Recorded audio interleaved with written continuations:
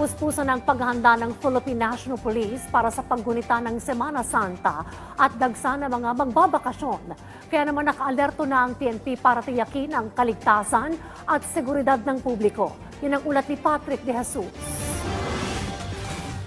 Patuloy ang pagbaba ng krimen sa bansa ayon sa Philippine National Police. Sa datos ng PNP, higit 21% ang ibinaba ng krimen sa unang 3 buwan ng taon. Inaasahang marami ang magbabakasyon ngayon dahil sa papalapit na Semana Santa at summer vacation, bagay na pinaghahandaan na ng PNP. Ipatutupad ng PNP ang Oplan Sumbak kung saan 34,000 pulis ang ipakakalat sa mga pampublikong lugar kabilang sa mga terminal at pasyalan. Yearly naman po natin itong pinaghahandaan. However, this will be adjusted depending on the peace and order environment dun po sa kanya-kanya pong lugar. Yung ating pong mga police regional director po are given wide discretion to adjust their security deployment depending on the security environment po in their respective AOR. Noong nakaraang taon, bahagyang tumaas ng 1% ang bilang ng krimen sa mga buwan ng Abril at Mayo.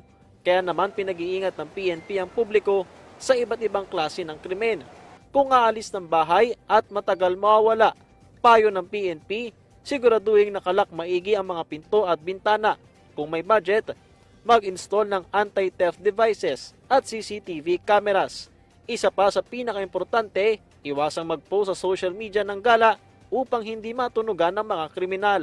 Pag ang mga ganitong panahon po, ma'am, ay ang binabantayan po natin dyan, yung mga akyat bahay. Alam po natin, ma'am, na kapag mahaba po yung bakasyon, including ito pong Holy Week, ay talagang sinasamantala po ng ating mga kababayan yan para makapagbakasyon po sila kasama yung kanilang mga mahal sa buhay. Kapag nasa mataong lugar, mag-ingat sa mga mandurukot o salisi.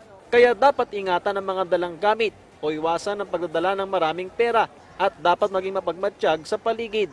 Alam po natin siksikan ngayon sa mga terminal, mas maigi po na mas maaga po kayong pumunta sa mga terminals at airports para hindi po kayo maipit sa dagsa po ng tao at magdala po kayo ng sapat lamang na pera or gamit dahil madami pong tao dyan, makaiwas po kayo na madukutan kasi minsan po napakarami pong gamit na bitbit, masalisihan po tayo ng isang bag at napakahirap po noon na madukutan po tayo at manakawan.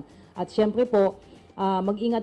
Sabi ng PNP, magkakaroon ng mga naka-plain clothes o sibilyan na pulis para mapaigting ang kanilang pagbabantay sa matataong lugar habang magpapakalat din ng canine dogs.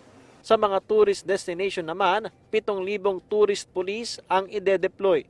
Sa ngayon, wala pang nakikitang dahilan para magtaas ng alerto pero may diskresyon dito ang mga police commander. Patrick De Jesus para sa Pambansang TV sa Bagong Pilipinas.